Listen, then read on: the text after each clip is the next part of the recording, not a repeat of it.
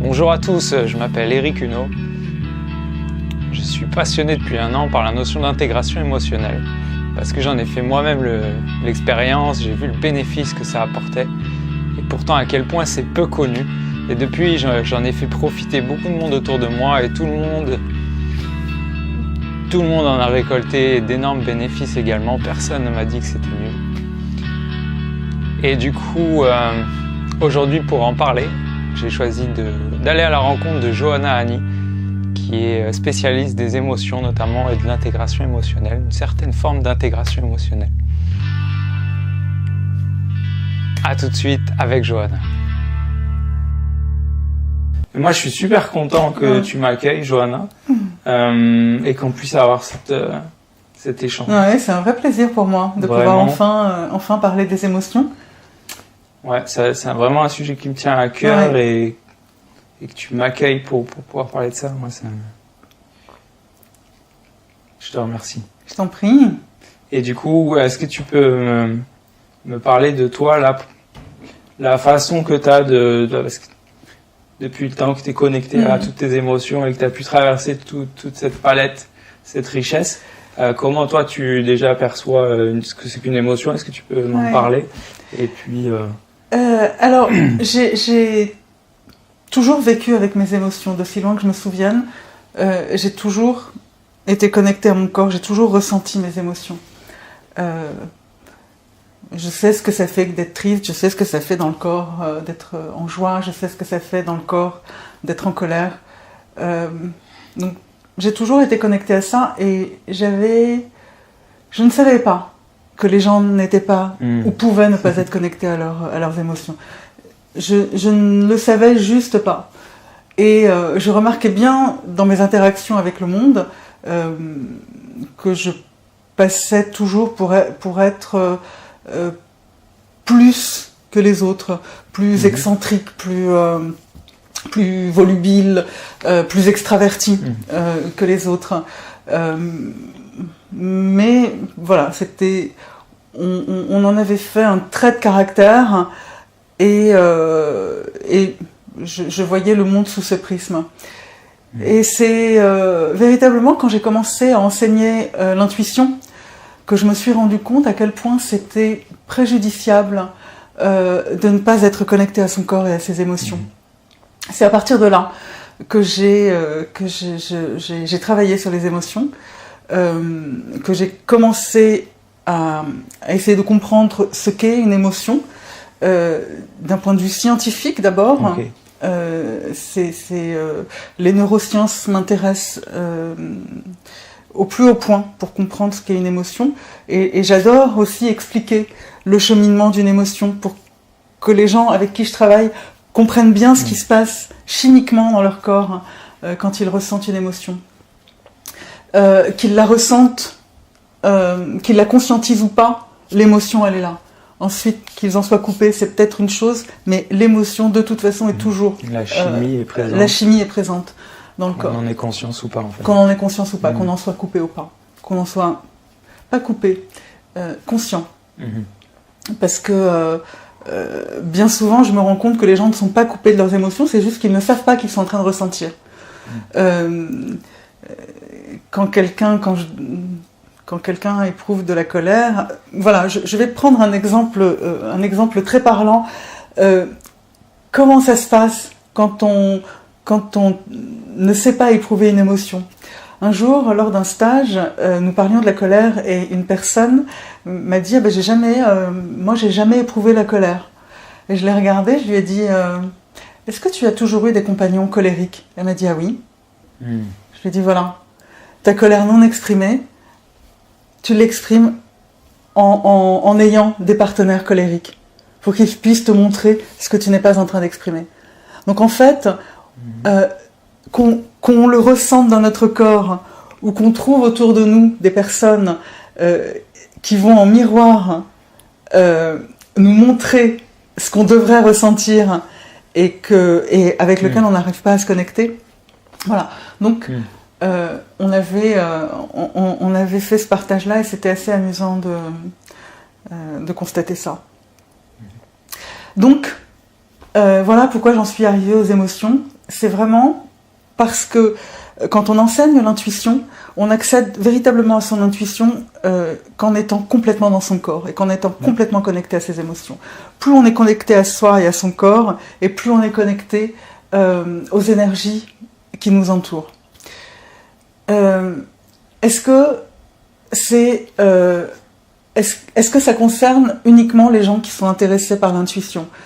Je dirais que non. Tout le monde est concerné par les émotions et tout le monde devrait être connecté à ses émotions. C'est notre système de guidance interne. Donc, je vais en venir à ce qu'est une émotion. Pardon. J'avais une chose qui me vient quand tu dis ça, c'est le fait effectivement de cette capacité d'intuiter, de savoir ce qui est vrai au fond de nous, quoi, en fait. Ouais. Et je voulais parler de mon expérience personnelle parce que moi j'ai été ingénieur, donc beaucoup dans le mental.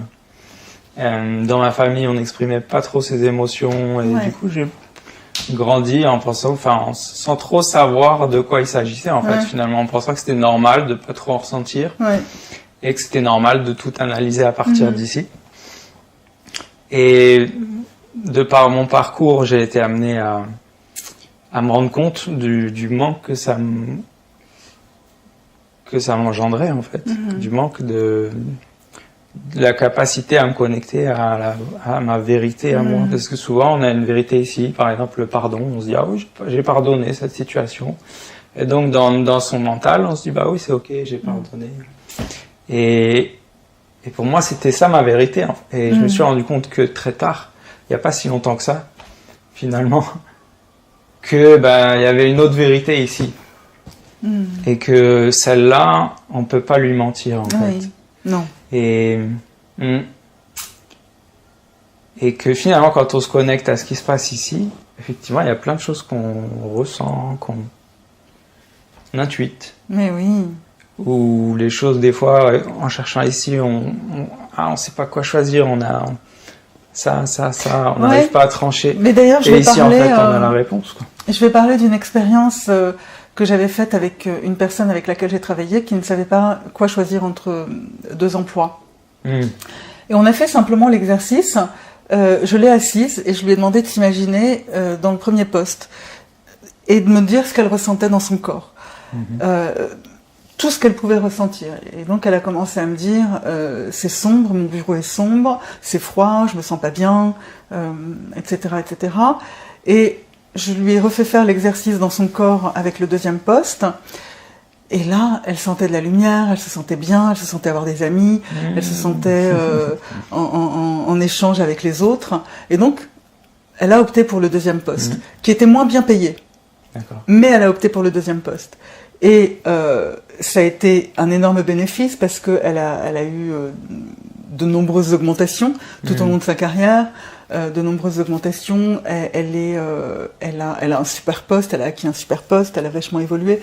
Donc,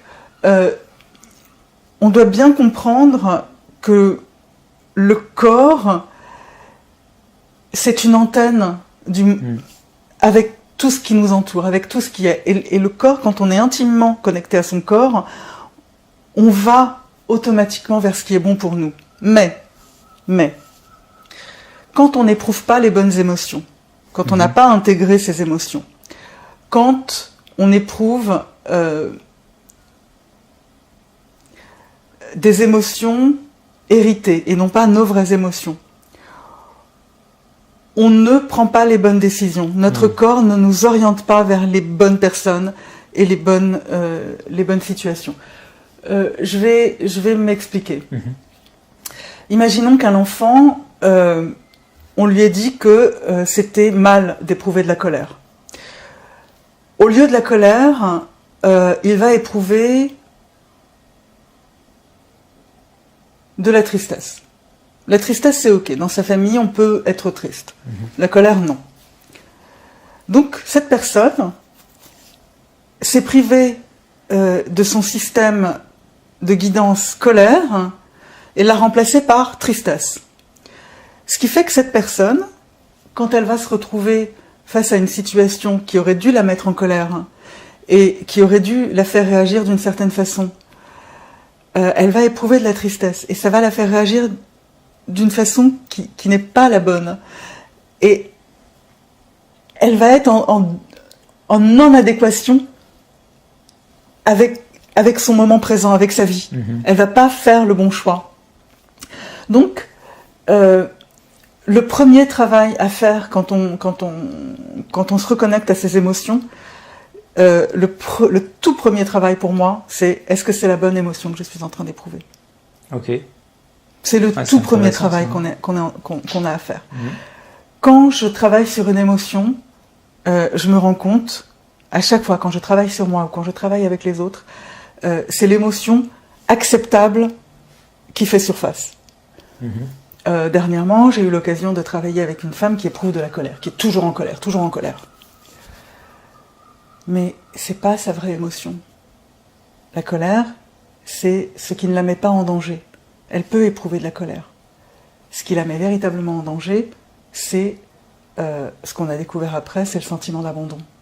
Si jamais elle se connecte à ce sentiment d'abandon, waouh, là c'est violent, là elle a mal, là elle ne sait plus gérer, c'est incontrôlable. Là elle retombe dans la petite fille qui dépend des autres et qui justement, c'est ça sa plus grande peur, c'est de dépendre des autres et ce sentiment d'abandon, il est trop violent pour elle. Donc, elle l'a remplacé par la colère et donc elle fait tout le temps les mauvais choix. Parce qu'elle n'écoute pas son besoin profond lié au besoin son besoin profond lié à la peur de l'abandon. C'est une émotion, c'est une information. On n'est pas victime de ces émotions. On ne doit pas chercher à les éviter. On doit juste apprendre le signal de l'émotion pour en faire quelque chose après. Pour quelle est l'action juste. Maintenant que j'ai ressenti ça, ok, je suis en train de ressentir de la tristesse, qu'est-ce que je mets en place ? Qu'est-ce que ça veut dire ? Est-ce que ça veut dire que les pensées que j'ai sont erronées ou est-ce que ça veut dire que cette situation-là n'est pas bonne pour moi ? Je ne suis pas en train de me respecter, je ne suis pas en train de respecter mes valeurs, je ne suis pas en train de suivre mon véritable chemin de vie. C'est à ça que sert une émotion. C'est vraiment à ça. C'est à respecter ses valeurs, respecter son chemin de vie.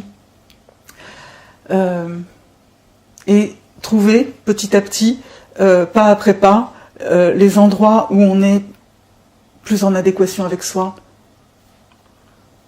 Je dis pas que c'est révolutionnaire et que notre vie va changer parce qu'on a intégré une émotion, mais petit à petit, à chaque fois qu'on éprouve cette émotion et qu'on la respecte et qu'on l'écoute, on s'oriente de plus en plus vers notre authenticité et on peut l'exprimer avec sécurité puisqu'on se dirige et on s'oriente vers les bonnes personnes et les bons endroits. Et du coup, cette notion d'intégration émotionnelle, moi, c'est assez récent pour moi, en fait. J'ai découvert ça et ça a été vraiment une révélation. Et c'est ce qui fait que, d'ailleurs, j'ai envie de partager sur ce sujet de manière... c'est quelque chose qui me tient vraiment à cœur, en fait. Et en fait, je me suis rendu compte que les émotions, souvent, il y a 3 schémas principaux. Soit on la réprime un peu, on essaye de la contenir, soit... À part la joie, bien sûr que là, on demande qu'à expérimenter, mais... Pas tout le monde. Encore que. Pas tout le monde. Tu fais bien de me le dire. Mais oui. Exactement. Je peux te dire que dans le milieu dans lequel j'évolue, on n'explose pas de joie. Ça se fait pas. Quand tu dis le milieu dans... Ouais, non.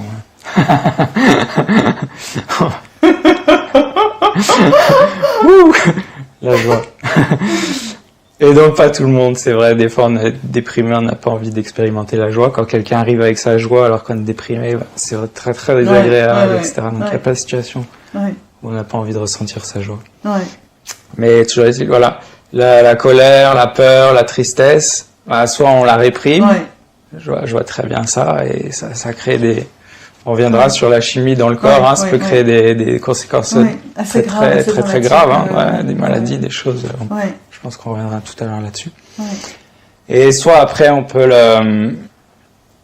l'évacuer, en fait. C'est-à-dire, ma colère, bah, c'est ta faute, tac, tac, et puis, ou la tristesse, bah, on évacue la tristesse. Encore que pour l'évacuer, il n'y a pas tellement de place dans la société actuelle. Ouais.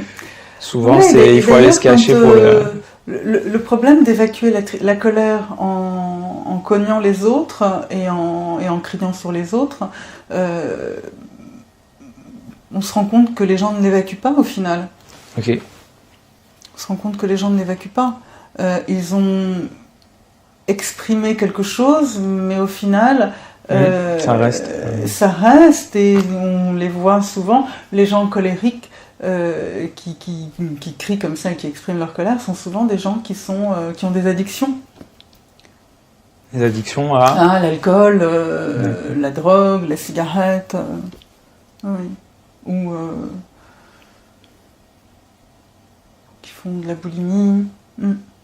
Donc, même si on croit qu'il l'exprime, il la manifeste, mais elle est quand même... elle n'a pas été intégrée. Elle n'a pas été intégrée. Elle a juste été crachée au monde, mais elle n'a pas été intégrée. Ouais, peut-être je reviendrai sur la colère, parce que justement, moi, c'est une des raisons qui font que j'ai été comme obligé d'aller prendre... Et c'est ça le troisième point, c'est prendre la responsabilité de ses émotions. Et ça, c'est assez récent dans mon parcours, dans ma vie. C'est récent que j'ai découvert cette notion-là. Et pourtant, qui, à l'heure actuelle, me paraît tellement essentielle, en fait. C'est de dire, je ressens de la colère parce que non, la colère, elle m'appartient. Peut-être quelqu'un d'autre dans la même situation n'aurait pas ressenti la colère. Oui, totalement. Ou la tristesse, si je ressens la tristesse parce que tu ou quelqu'un d'autre a fait ça, quelqu'un d'autre dans la même situation n'aurait pas forcément ressenti la tristesse. Donc c'est quelque chose qui appartient à mon système, qui est généré par les filtres au travers desquels je vois la vie. Et au final, on peut se décider d'en prendre la responsabilité. Et ça, c'est vrai que c'était un tournant dans ma vie de découvrir ça. Et derrière, de pouvoir intégrer son émotion. C'est-à-dire, alors là, je laisserai intervenir là-dessus, mais voilà, juste pour... Ce que j'ai découvert, c'est la possibilité de finalement, au lieu de l'évacuer ou de l'étouffer, etc., c'est de la traverser. C'est-à-dire lui donner un espace. Ce que d'habitude on fait pas, parce que des fois c'est un peu désagréable, on préfère penser à autre chose, aller voir un copain. Puis la société ne nous laisse pas, même dans le monde spirituel, on est dans une société qui n'accepte pas la souffrance, qui désavoue totalement la souffrance. Et donc il faut l'éviter à tout prix, par le positivisme, ou par les médicaments, ou par l'alcool, mais tout ça, c'est des pensées positives, des évitements, voilà. Ah, mais ça va aller. Mais c'est de l'évitement. Viens, on va boire, on va manger, ça va te changer les idées. Et là, j'ai découvert que de la traverser, de lui laisser de la place, ce que d'habitude, on n'aurait pas du tout tendance à faire, et ça donne un bénéfice énorme derrière. Et surtout, si c'est complètement traversé, on a la potentialité, la possibilité de plus avoir à faire que cette émotion se réactive quand une situation similaire se représente. Ça, j'ai bien aimé aussi. C'est pas qu'elle ne se réactive pas. Comment tu c'est pas le... on me pose souvent cette question. Récemment, on m'a dit « Ah oui, donc quand tu travailles sur la tristesse, tu l'éprouves plus. » C'est pas vraiment ça qui se passe. On parle depuis tout à l'heure d'intégrer ses émotions, et je vais juste expliquer ce que c'est intégrer ses émotions.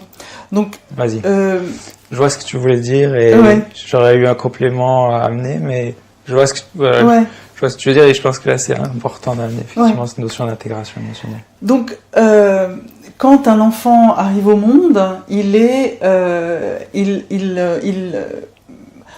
expérimente le monde à travers ses sens. Et il éprouve, je sais pas, en tout cas, il expérimente son monde à travers les sens, et il éprouve des émotions. Je vais prendre l'exemple de ma nièce. Donc ma sœur est très au fait de l'importance des émotions et de l'intégration des émotions et de les laisser vivre. Donc, quand ma nièce se mettait à hurler parce qu'elle n'avait pas obtenu quelque chose, ma sœur la laissait hurler. Quand elle avait fini de hurler, ma nièce rigolait. Ça y est, c'était fini. Et là, l'émotion est intégrée. C'était peut-être, ce qu'elle éprouvait, c'était peut-être de la frustration. Elle a été frustrée de ne pas avoir eu ce qu'elle voulait. Donc, dans son corps, elle sait ce que c'est que la frustration. Qu'est-ce que ça veut dire? Ça veut dire qu'adulte, quand elle éprouvera de la frustration, elle saura que ça s'appelle de la frustration et elle saura ce qu'il faut faire. Ok, là j'éprouve de la frustration, qu'est-ce que ça veut dire? Ça veut dire que je ne suis pas en train d'avoir ce que j'aimerais avoir. Donc, de deux choses l'une, est-ce que cette chose est importante à avoir? Si oui, je mets en place les choses qui sont importantes à avoir. Mais le but, c'est pas de ne plus ressentir l'émotion, c'est que on apprend, on l'intègre dans notre corps et on apprend à s'en servir. C'est vraiment un outil. C'est purement un outil, l'émotion. Une information. Que, tiens, là, t'es pas en train de penser la pensée juste pour toi, la pensée qui te fait du bien, ou t'es pas en train de respecter tes valeurs, ou t'es pas en train de vivre la vie que t'as envie de vivre. Rentre en action. Donc, généralement, on est dans une société qui veut qu'on soit dans un moule, qu'on ne réagisse pas, qu'on ne pleure pas, qu'on ne crie pas. Donc, dès le plus jeune âge, nos parents, dès qu'on se met à pleurer, soit nous donnent ce qu'on a envie d'avoir, soit sont dans l'incapacité totale de nous dire non, donc ils nous donnent immédiatement ce qu'on a envie d'avoir. Du coup, on n'intègre pas l'émotion de la frustration, de la colère, soit nous tape en nous disant non, c'est pas bien d'éprouver ce que tu es en train d'éprouver. En tout cas, ils ont une réaction qui fait que on ne va pas au bout de notre émotion. Ça se coupe. Donc, on va souvent mettre un masque d'une émotion plus acceptable, ou pas d'émotion du tout, se couper de ses émotions. Comme la personne qui souffre fondamentalement dans son corps de la peur de l'abandon et qui remplace ça par de la colère parce que c'est plus acceptable. Et donc, on arrive adulte avec des masques et avec une personnalité qui n'a juste rien à voir avec celle qu'on est réellement. Mais rien à voir. Donc réapprendre, réintégrer ses émotions, c'est devenir authentique, c'est redevenir soi. C'est être le soi qu'on aurait dû être si on avait pu traverser chacune des émotions qu'on était censé intégrer. Voilà.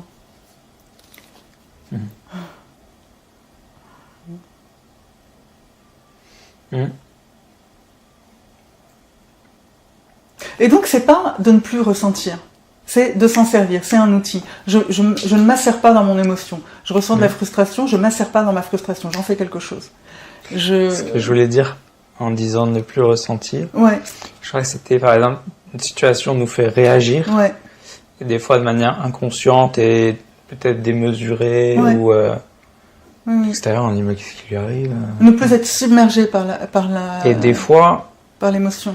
Et des fois, ce schéma-là se répète. À chaque fois qu'on va rencontrer une situation à peu près similaire, et ben, il y a une part de nous qui va prendre le dessus et qui va faire qu'on réagit de manière démesurée et inappropriée, finalement, que des fois on regrette même après par la suite. Souvent. Souvent.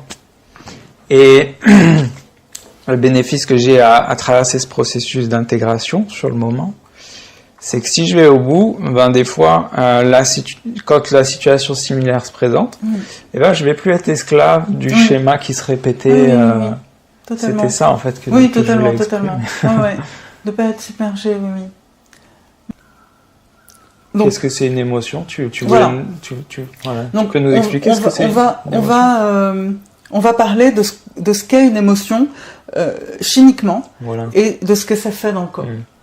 Donc, on a une glande dans le cerveau qui s'appelle l'hypothalamus et qui est une sorte d'usine qui fabrique des substances chimiques, des neuropeptides, entre autres, des neuropeptides, et chaque neuropeptide est associé à une émotion. Quand on a peur, on a des neuropeptides spécifiques associés à la peur qui vont être immédiatement envoyés dans le corps. C'est vraiment très grossier, mais qui vont être envoyés dans le corps et qui vont s'accrocher à des cellules, qui vont s'emboîter dans des cellules. Ce qu'il faut comprendre, c'est que quand on a éprouvé cette émotion une fois, 2 fois, 3 fois, le corps devient en demande de cette émotion. Par exemple, quelqu'un qui a ressenti de façon très violente l'abandon, mais très violente. Je sais pas, quelqu'un qui était dans son landau et qui a eu vraiment besoin de sa maman, qui a pleuré et sa maman n'est jamais venue, alors qu'elle est peut-être venue 3 minutes après, mais ces 3 minutes ont semblé invivables à cet enfant. C'est des doses très fortes qui sont envoyées dans un corps d'enfant de ces neuropeptides. Et il revit la situation 1 fois, 2 fois, 3 fois, et ça y est, son corps devient accro, mais vraiment accro. Et à l'âge, et toute sa vie, dès que son corps va être en demande de cette substance-là, les cellules vont envoyer un message au cerveau, et le cerveau va fabriquer des pensées, va immédiatement se connecter aux pensées de peur d'abandon. Donc le cerveau pense ces pensées-là, et à nouveau, c'est un circuit sans fin. Si on n'y met pas fin, on peut rester toute sa vie dans ce schéma-là. Et ça, c'est une des choses que ça me tient vraiment à cœur de le faire comprendre, c'est que les émotions, ce sont des substances chimiques. C'est pas juste quelque chose d'abstrait qu'on vit comme ça. C'est vraiment des substances chimiques qui rentrent dans notre corps, et quand elles s'agglutinent, quand elles se connectent à une cellule, elles transforment cette cellule. Mais elle ne la transforme pas positivement, elle la transforme négativement. Et c'est là que sont créées les maladies. Plus on éprouve encore et encore une émotion, et plus on affaiblit son corps. Et plus on affaiblit son corps, et c'est comme ça qu'on tombe malade. C'est super intéressant, je reviendrai sur ce sujet après. C'est comme ça qu'on tombe malade. Donc là, quand quelqu'un est dans un schéma comme celui-là, pour ma part, je ne vais pas tout de suite faire de l'intégration émotionnelle. Je vais plutôt faire du réapprentissage. C'est-à-dire, là, on va faire un sevrage émotionnel, un sevrage de cette émotion en particulier. Et on va apprendre et c'est vraiment comme une drogue. C'est un vrai sevrage physique. Honnêtement, pour l'avoir vécu dans mon corps, c'est j'ai pas été droguée, donc je ne sais pas ce que ça peut faire de vivre un sevrage de la drogue, mais c'est violent. On sent le manque, on le sent vraiment, et donc on va réapprendre à éprouver.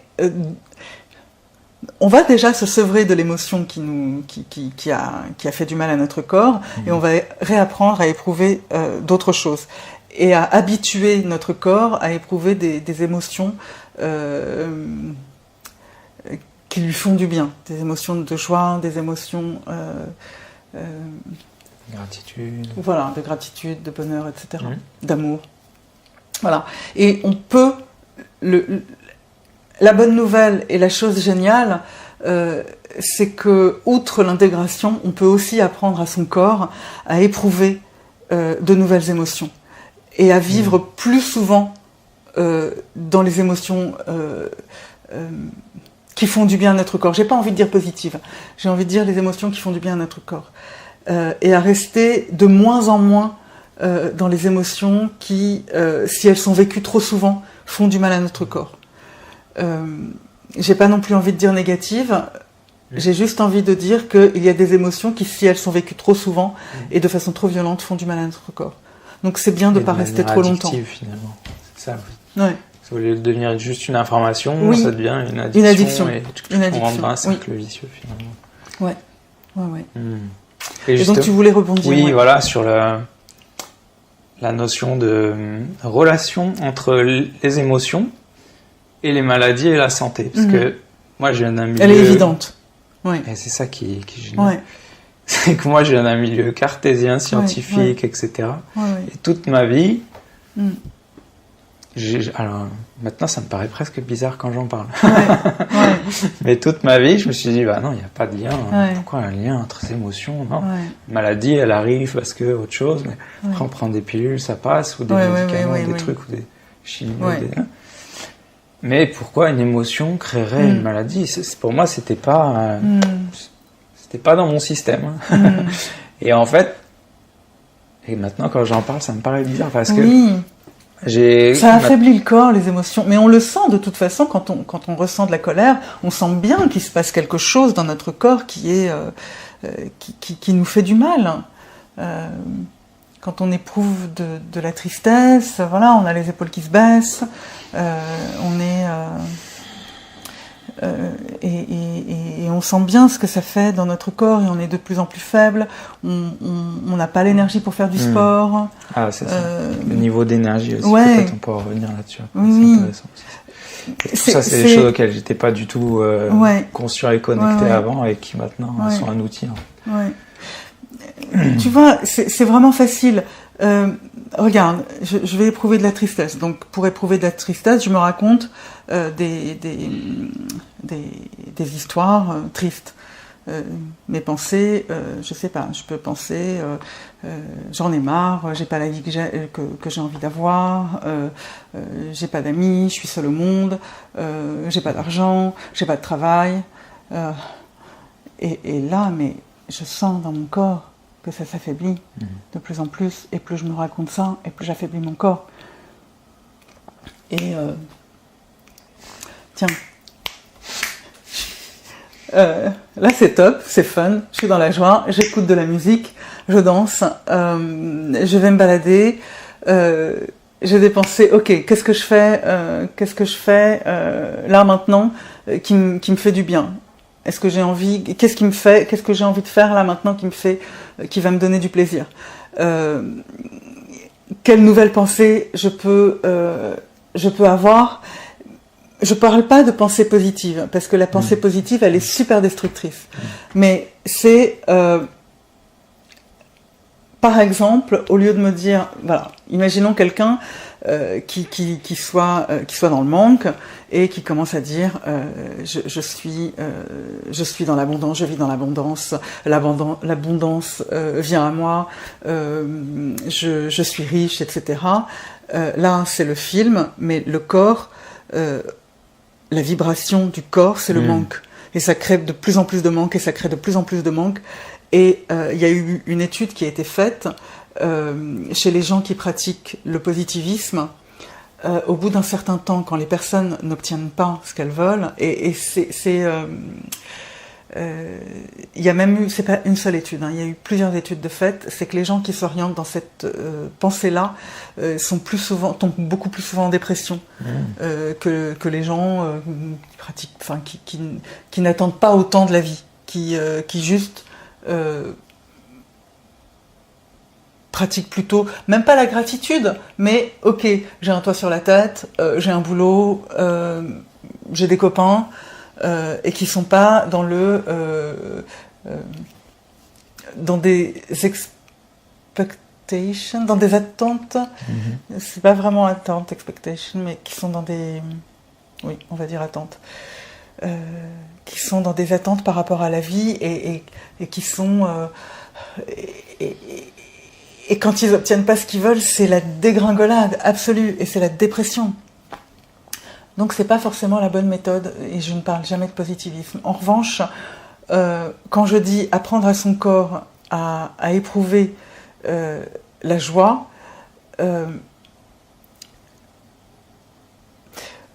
je vais me couper et je vais parler de l'échelle émotionnelle. Ok. Imaginons quelqu'un qui soit en dépression. On va pas faire passer quelqu'un qui est en dépression à la joie. C'est juste impossible, c'est le grand écart émotionnel et c'est voué à l'échec. Quelqu'un qui est en dépression, bon, on lui fait son intégration émotionnelle, etc.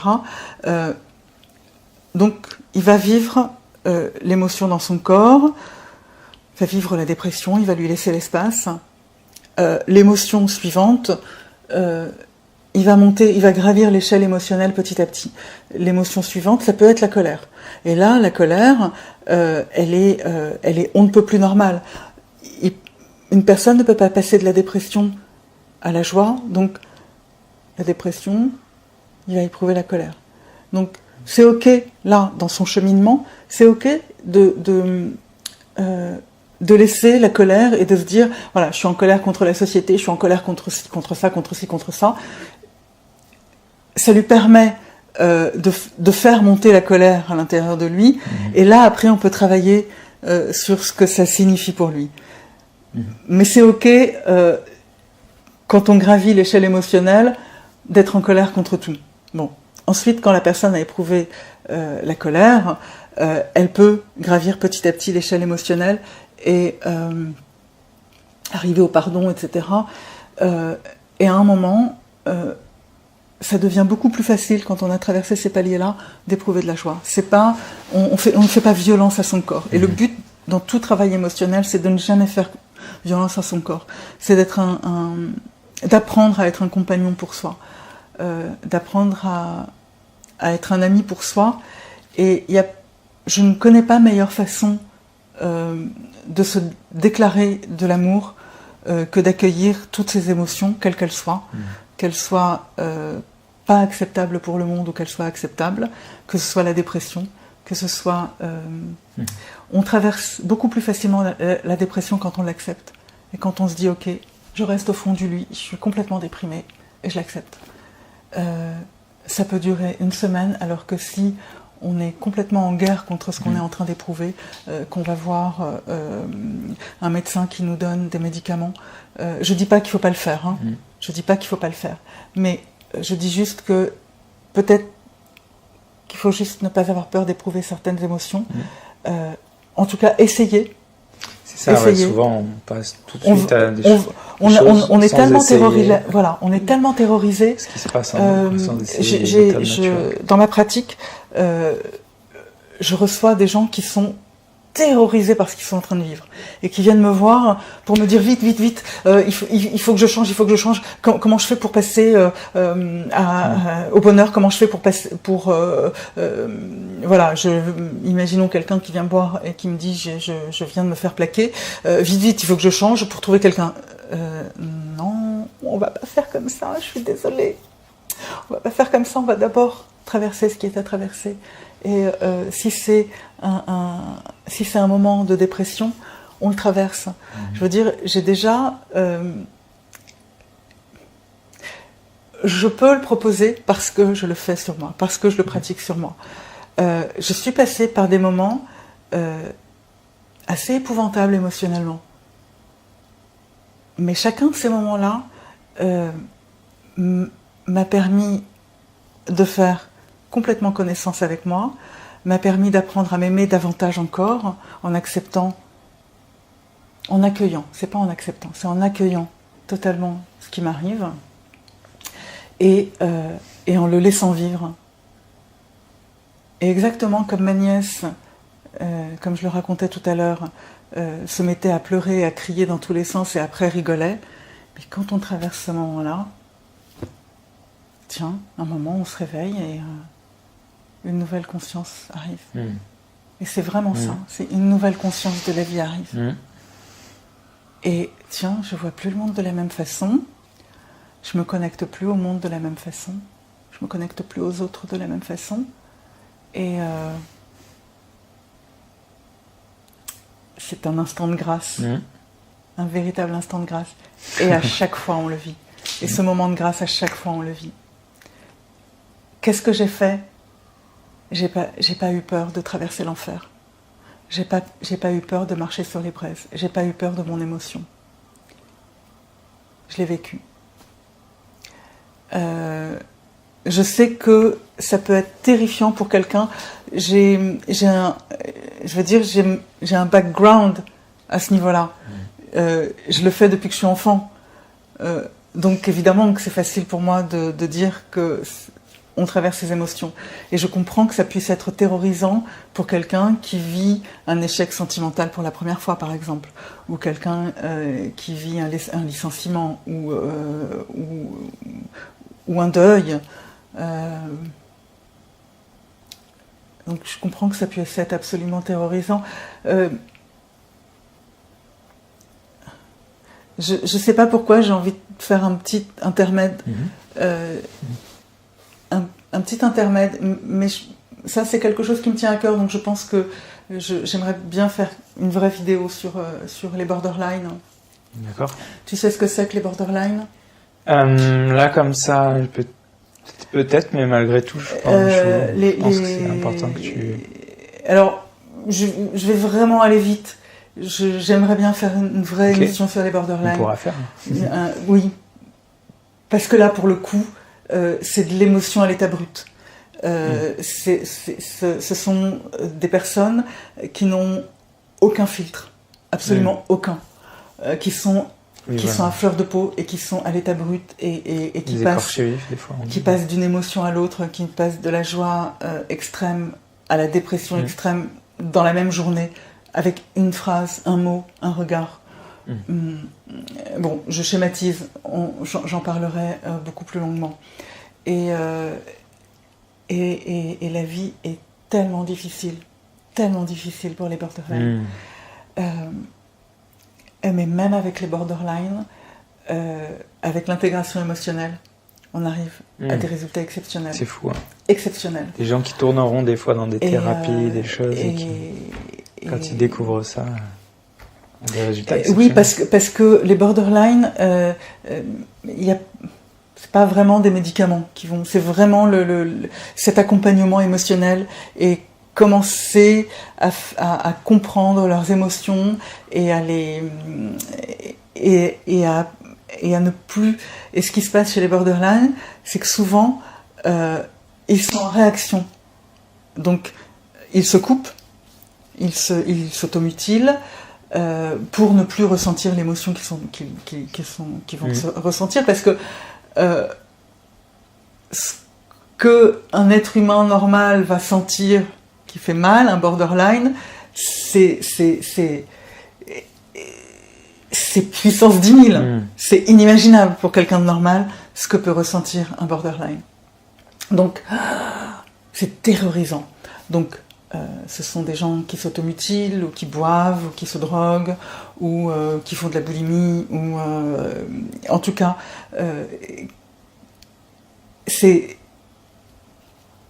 qui ont besoin, vraiment besoin, d'utiliser l'évitement. Et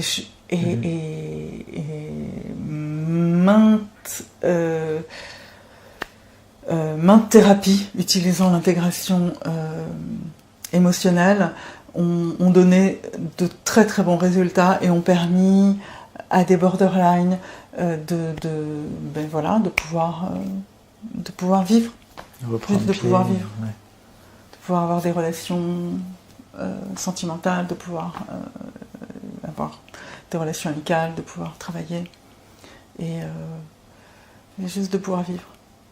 Donc c'est un outil magique pour presque tout le monde, je dirais. Moi, tous ceux qui expérimentent autour de moi, depuis qu'ils ont vu les bénéfices que j'en retire, la transformation avant-après, j'ai des amis qui me disent « Ah, je veux faire un CO », et ça fait boule de neige. Et il n'y a pas un qui me dit « Ah bah non, ce truc, c'était pas fait pour moi, c'était nul ton truc ». tous, à un moment donné, s'ils insistent un peu, ils connectent au bénéfice. Ça, en c'est fait, génial. Ce qui se passe, véritablement, l'intégration émotionnelle, c'est qu'on commence une histoire d'amour avec soi. C'est vraiment ça. Et on se rend compte que quand on commence à accueillir ses émotions, on se rend compte que la plus belle histoire d'amour qu'on puisse vivre, c'est avec soi-même. C'est la plus belle histoire. Ça m'amène. Et du coup, comme on vit cette histoire d'amour avec soi-même, on devient un cadeau pour les autres. Et on devient un cadeau pour nos compagnons de vie. Ouais. Et ça, je pense aussi qu'on peut oui. en faire toute une vidéo. En fait, je suis en train de réaliser parce que moi, je traverse ça dans mon couple, justement. C'est en train de le transformer. Mais on peut faire... Alors là, pour le coup, sur l'amour, hein, il y aurait tant à dire. La vision qu'on a de l'amour qui nous est inculquée quand on est enfant, qu'on garde souvent longtemps adulte, que des fois on garde toute sa vie. Et qui occasionne autant de divorces aujourd'hui. Qui occasionne beaucoup de souffrances, de séparation, de complications. Et quand on se rend compte comment ça peut fonctionner, quand on a l'outil d'intégration émotionnelle, wow, comment j'ai pu... comment ça peut ne pas être plus connu que ça. Comment c'est possible. Et justement, pour rester sur le sujet de l'amour à soi, etc., j'avais envie de rebondir sur l'importance finalement d'être connecté à son corps et à son niveau d'énergie, on en parlait tout à l'heure. Et moi avant j'étais vraiment très peu connecté à mon corps. Quand j'ai commencé à découvrir l'intégration émotionnelle, on me disait qu'est-ce que tu ressens? Qu'est-ce que tu ressens? Bah tu ressens bien quelque chose dans ton corps, qu'est-ce qui se passe? Et je disais comme d'habitude, comme tout à l'heure, rien de différent, je sais pas. J'étais incapable en fait de mettre des mots sur ce qui se passait dans mon corps. Et maintenant, ça me paraît pareil, comme le lien entre les émotions et la santé, maintenant ça me paraît. Et maintenant, de me dire, qu'est-ce que je ressens? Ok, je ressens plein de choses. Et ça me paraît maintenant évident. Et tu peux nous parler du lien entre justement comment s'expriment les émotions dans le corps, comment elles apparaissent, comment elles se manifestent, comment on peut les ressentir, comment du coup on peut les détecter et mieux les comprendre, mieux les appréhender. Alors, je pense que pour certains, ça peut être quelque chose de complètement inné, comme pour moi. Je veux dire que, honnêtement, quand j'écoute de la musique, c'est quelque chose qui vibre immédiatement dans mon ventre. Vraiment, j'expérimente le monde vibratoirement, en fait. Je ressens les vibrations du monde qui m'entoure. Et plus je suis connectée à mon corps, plus chaque personne est connectée à son corps, et plus elle expérimente le monde, non pas à travers les filtres de la pensée et de tiens, qu'est-ce que je dois faire, et là, comment réagir dans telle situation, etc. Mais plutôt... c'est vibratoire et c'est assez juste délicieux de se laisser d'interagir avec le monde de cette façon. C'est-à-dire que je sais pas, on rentre quelque part et il peut y avoir 10 personnes, on sait dans sa chair, on sent dans son corps que la vibration avec telle personne ça match. On est sur le même plan vibratoire, et on se rend compte que quand on va parler, on va trouver plein de points communs, et on va comprendre pourquoi là, à ce moment-là, on est dans la même vibration. Peut-être que ça peut être parce que on vient toutes les deux, cette personne-là et moi, de s'engueuler avec, je sais pas, avec quelqu'un qui nous est cher, et en fait, on est dans la même vibration. On peut être deux personnes qui sont intéressés par la spiritualité, et tiens, on vient se connecter à ce niveau-là. On est à ce moment-là dans notre cœur, et on éprouve de l'amour pour tout ce qui est. Et vibratoirement, on se connecte. Si je suis pas connectée à mon corps, c'est ma tête qui va s'exprimer, et je vais rentrer dans une pièce où il y a 10 personnes, et tiens, cette personne, elle est pas mal physiquement, cette personne est bien habillée, donc ça veut dire qu'elle est friquée, ou qu'elle a du goût, donc ça correspond à mes valeurs, ou tiens, j'aime bien ses chaussures, ça correspond à ce que j'aime, je vais lui parler, et on va lui parler, on va se rendre compte qu'on n'a aucun atome crochu, et du coup, on ne peut juste pas, quand on est connecté à sa tête, on ne peut juste pas rencontrer les personnes qui sont faites pour nous. Les personnes qui matchent vibratoirement avec nous. On se prive quand on n'est pas connecté à son corps, on se prive d'un outil tellement précieux pour aller vers les personnes qui... Ça va être juste délicieux de parler avec elles. On va passer, j'en sais rien, on va passer devant une boutique et on va avoir, tiens, je ressens quelque chose, waouh, bon sang, je sais pas, c'est une boutique de pierres, de minéraux, ou une boutique, je sais pas, qui vend exactement le livre dont j'avais besoin. J'ai pas encore réussi à arriver à ce niveau-là d'intuition. Mais ça avec le parcours que j'ai déjà fait, j'imagine une part de moi qui laisse possible que ça. Ouais, complètement. Je puisse un jour en arriver là, parce que j'ai tellement vu de transformation déjà que. Oui. Plus on apprend à ressentir, plus on apprend à être dans son corps. Et c'est un apprentissage, c'est pas quelque chose. Alors, j'ai dû comprendre que c'était un apprentissage, parce qu'au début, quand je travaillais sur l'intuition avec des gens, je ne comprenais même pas qu'on ne ressente pas. J'avoue que je ne croyais pas les gens qui me disaient je ressens pas.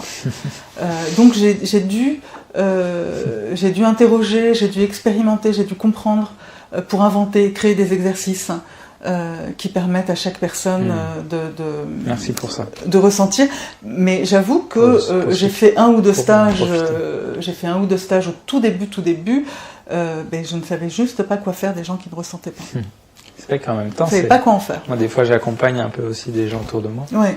Et c'est vrai quand je ressens pas. On ne sait pas par où partir. On ne sait pas par où partir. Ouais, voilà. Mais non, en fait. On n'a pas accès à. Maintenant, j'ai compris que, en général, la personne n'est pas coupée de ses émotions. C'est juste qu'elle ne sait pas qu'elle est en train de ressentir. Et voilà. Je connais une personne qui me disait toujours, mais non, je ressens rien, mais non, je ressens rien. Mais en fait, c'est quelqu'un qui ressent le monde, mais qui ressent par le moindre pore de son corps, mais c'est juste qu'elle ne savait pas ce que ça voulait dire de ressentir. Donc, c'était mon cas à moi. C'est juste qu'il faut juste connecter les neurones. C'est juste ça, faire de nouvelles connexions neuronales. C'est juste ça qui est à faire. Donc on le fait. Et en matière d'intuition, j'avoue que c'est absolument extraordinaire, parce que plus une personne est dans son corps, et plus elle est capable d'être connectée à l'autre, et plus elle est capable de donner d'informations. On a, à la fin d'un week-end, on a des résultats complètement hallucinants. Complètement hallucinants. Super. Ouais. Et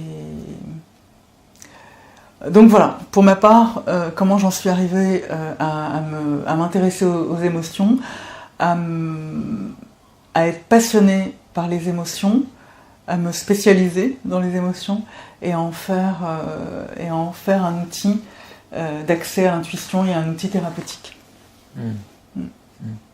Et est-ce qu'on a parlé on a parlé un peu du niveau d'énergie? C'est une notion maintenant qui me paraît essentielle, à laquelle j'étais complètement hermétique avant, que je me croyais ne pas être capable de sentir. On me disait ton énergie, il ressent l'énergie. De quoi il me parle? Et en fait maintenant ça me paraît évident dans certaines situations où je sens mon énergie qui baisse, dans d'autres situations où je sens mon énergie qui vient, ou selon telle émotion, tel truc. Maintenant c'est une information qui m'est utile.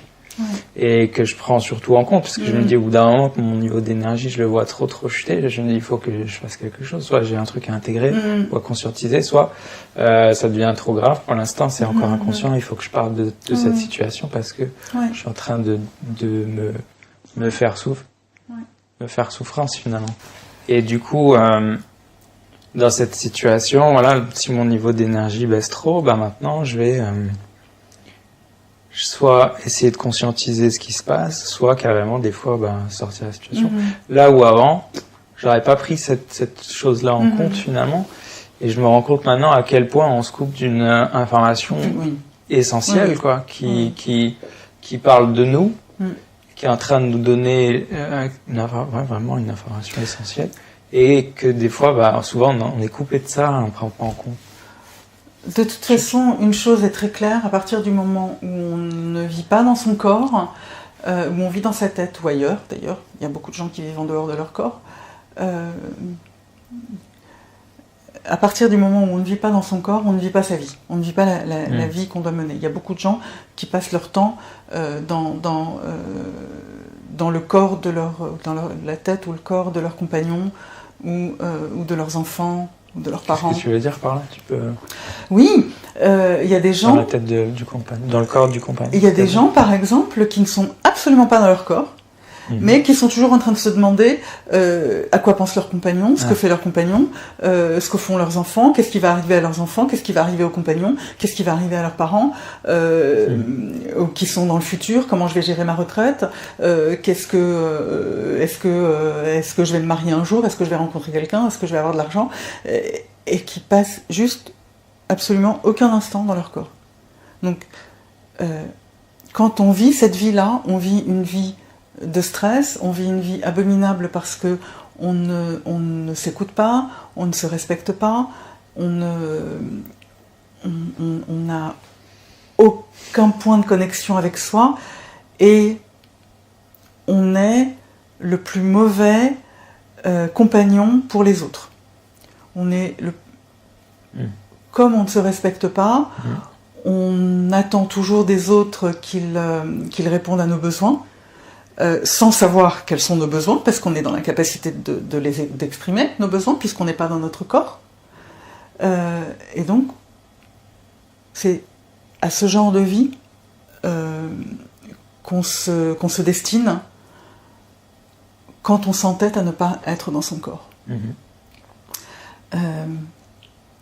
C'est impératif d'être dans son corps et d'apprendre à comprendre quels sont nos besoins. Là, maintenant, je suis triste, quel est mon besoin? Comment je peux y répondre? Comment je peux y répondre? Moi, les pas besoins l'autre. Les émotions. Chaque émotion, c'est une information. Ça détermine un besoin. De quoi j'ai besoin? Je suis en colère, de quoi j'ai besoin? En quoi je ne suis pas en train de me respecter? Qu'est-ce que je fais? Qu'est-ce que j'en fais de cette information? Je vais essayer de trouver un exemple, parce que j'aime bien que les choses soient concrètes. Imaginons quelqu'un, voilà, je vais parler de quelqu'un qui prend le métro et qui se fait bousculer, qui là éprouve une violente colère, qui traite de tous les noms celui qui l'a bousculé, qui reste dans sa colère, et qui est là en train de regarder l'autre, et si je lui fais ça, et il verra, il va le payer. Et là, la personne, elle est complètement avec celui qui l'a bousculé, et elle n'est pas du tout avec elle-même. Donc, n'étant pas avec elle-même, elle n'est pas en train de voir le besoin auquel elle ne répond pas. Mais sa colère, elle n'est pas dirigée contre l'autre, elle est tu as été bousculé, tu es en colère, là il y a un besoin qui vient de s'exprimer. Besoin d'être respecté. C'est quoi ce besoin? Voilà. Ça peut être le besoin d'être respecté, le besoin de sécurité, de se sentir en sécurité. Voilà. Et donc, comment je réponds à ce besoin? À quel moment dans ma vie je suis bousculée et je me laisse bousculer? Parce que là, ce point-là, ce moment où une personne me bouscule et où je pète un câble, c'est pas juste ce moment-là. C'est que souvent, ça renvoie à quelque chose que je suis en train de vivre là, dans ma vie, et que je ne vois pas. Et cette personne-là, c'est une véritable âme sœur, parce qu'en me bousculant, elle vient me dire « Oh, réveille-toi !» Là, t'es pas en train de te respecter, t'es en train de vivre un truc que tu devrais pas être en train de vivre. Et donc, on peut faire de chaque moment un moment d'éveil. Chaque chose qui nous bouscule, qui réveille une émotion désagréable, on peut en faire un moment d'éveil. Chaque instant, on peut vivre l'éveil. Ouais. Décider de reprendre la responsabilité de ce qu'on ressent. Ouais. Et profiter du miroir qui nous est renvoyé pour derrière qu'est-ce que j'en fais, amener quelque chose à la conscience, quelque chose qui était resté encore dans l'inconscient et aller vers l'épanouissement, la détente. C'est ça aussi dans la notion. C'est finalement on se rend compte qu'il y a deux énergies principales, c'est l'amour ou la peur, et la détente et la contraction. Ça aussi, j'ai conscientisé ça de plus en plus finalement. Et on se rend compte que chaque contraction, c'est un signal et qu'il faut être vigilant finalement en permanence à ces signaux. Comme un tableau de bord de voiture avec les voyants rouges. Ah, c'est en train de contracter ici, c'est en train de contracter là, c'est en train de contracter là, tac, tac, tac. C'est en train de contracter. Eh ben, ok, on est en train de quitter l'amour, on est en train de passer dans la peur ou dans des choses. C'est des signaux en fait et de contacter à tout ça. Enfin, moi personnellement, oui, c'est un beau. C'est un nouveau chemin de vie qui s'ouvre à nous quand on se connecte à ces émotions, parce que on se connecte à soi et on s'enrichit extraordinairement. Et on se rend compte qu'on est fait tellement d'aspects, de tellement de strates, de tellement de couches, et qu'on n'a jamais fini d'être avec soi.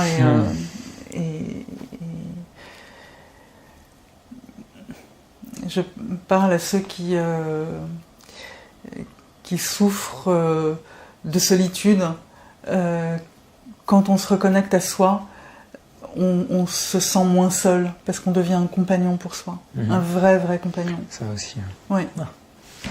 Oui. Mais souvent, ce qui se passe dans la solitude, c'est que justement les gens veulent sortir d'eux-mêmes parce que c'est trop épouvantable à ressentir. Donc ils se déconnectent complètement d'eux. Et c'est encore pire, parce que ce qui se passe, c'est que ils ressentent que le monde les a abandonnés et ils s'abandonnent eux aussi. Et donc voilà, c'est un double. Ils souffrent d'un double abandon. Et peut-être pour finir, il y a une chose qui me vient aussi, c'est l'intérêt on a parlé de l'intuition, l'intérêt de ressentir ces émotions dans la connexion aux gens en fait. Ça aussi c'était une découverte pour moi. Et tant qu'on est là, tant que j'étais là finalement. On se connecte pas véritablement aux autres. Je m'en rends compte maintenant. On se connecte pas aux autres on raconte des histoires, on raconte. On peut le voir dans des interactions de personnes qui sont uniquement là-dedans. Je me souviens, je vais raconter une petite histoire. Quand j'étais petite,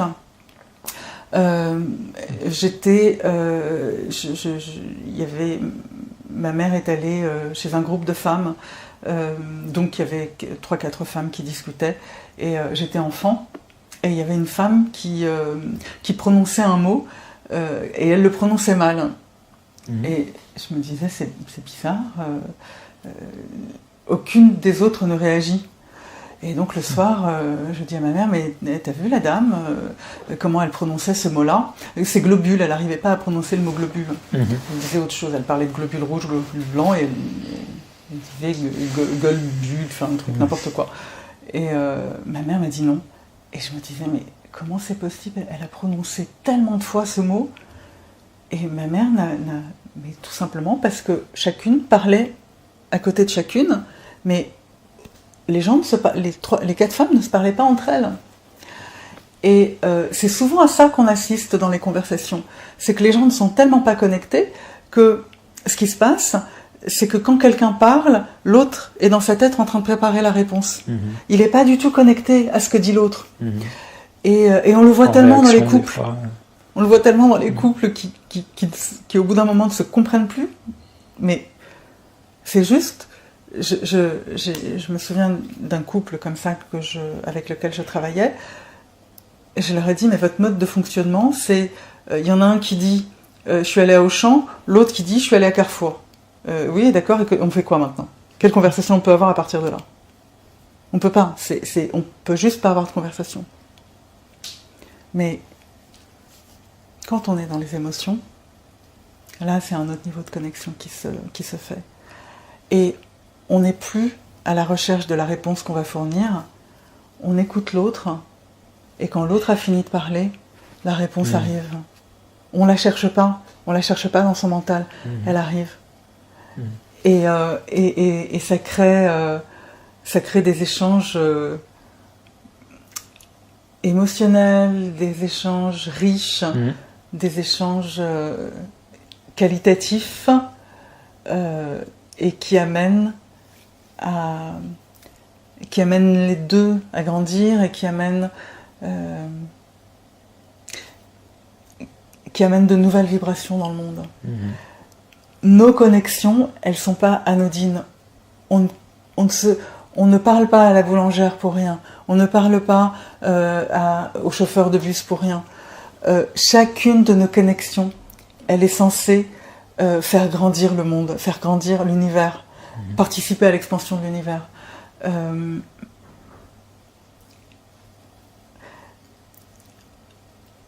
Et quand on vit dans ces émotions, c'est à ça qu'on arrive.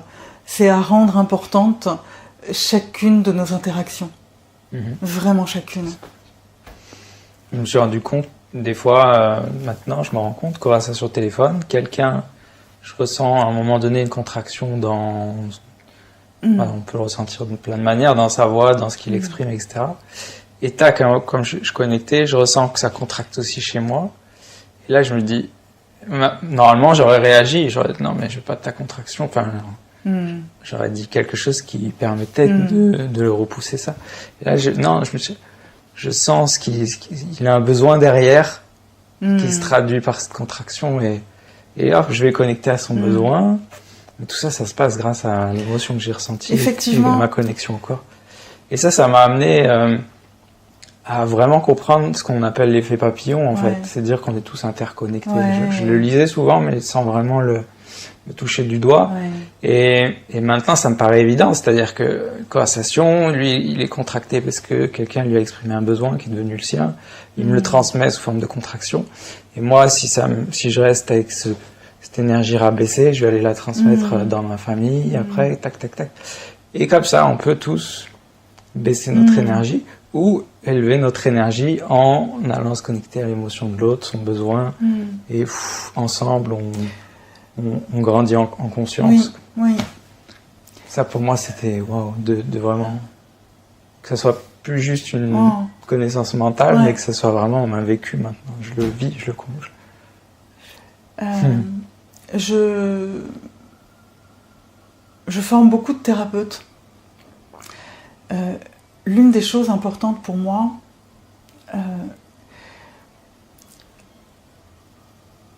c'est de réussir à faire en sorte qu'une personne qui a envie de devenir thérapeute soit suffisamment dans son corps pour être totalement présente à l'autre. Parce qu'on ne peut pas parler, on ne peut pas prononcer les mêmes mots avec tout le monde. Chacun a son mode de fonctionnement, chacun a ses références, il y a des gens qui sont kinesthésiques, donc qui sont plus sensitifs, d'autres qui sont plus visuels, d'autres qui sont auditifs. Quelqu'un qui se connecte complètement à l'autre devient capable de déterminer quel est le mode de fonctionnement de chacun. Et par exemple, ce dont tu parlais, quand on parle à quelqu'un et qu'on sent une crispation.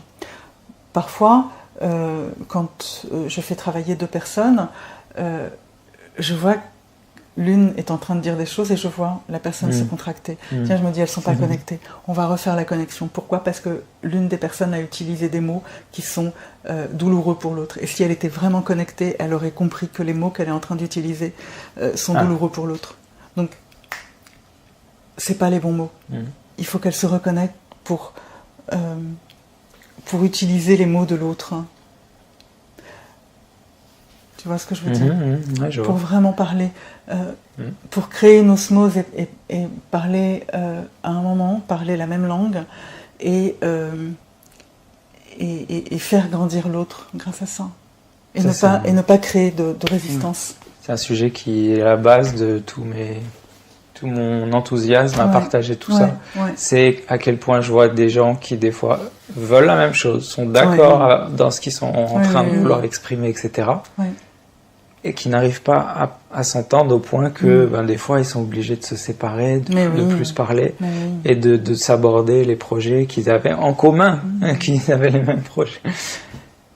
Et quand on a conscience de ça et qu'on voit les mécanismes à l'œuvre derrière et à quel point ça serait si simple de faire autrement, faire que on a les mêmes envies, les mêmes buts et les mêmes aspirations, c'est flou. Maintenant, je me dis comment on peut ne pas partager ça et laisser ça perdurer. Et comment on peut continuer à passer à côté de ces choses.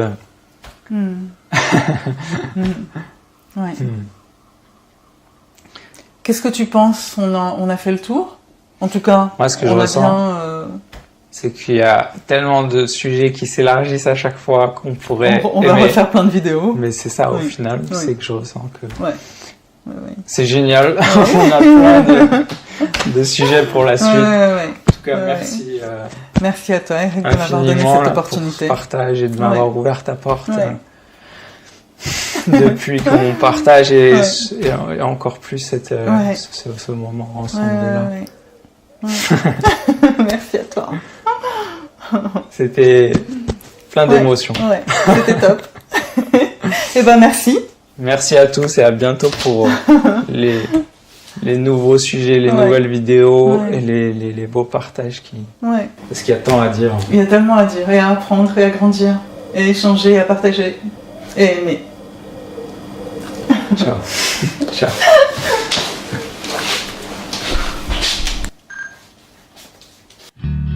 Merci beaucoup d'avoir visionné cette vidéo. Si elle vous a plu, je vous invite à cliquer sur le bouton j'aime pour m'encourager à en faire d'autres. Éventuellement aussi, si vous le souhaitez, à laisser des commentaires, je me ferai un plaisir d'y répondre. Ça me permet de voir quel sujet vous intéresse, quelle prochaine vidéo je vais pouvoir faire. Donc n'hésitez pas à laisser des commentaires également en dessous de la vidéo. Et à très bientôt, je vous dis, pour d'autres vidéos.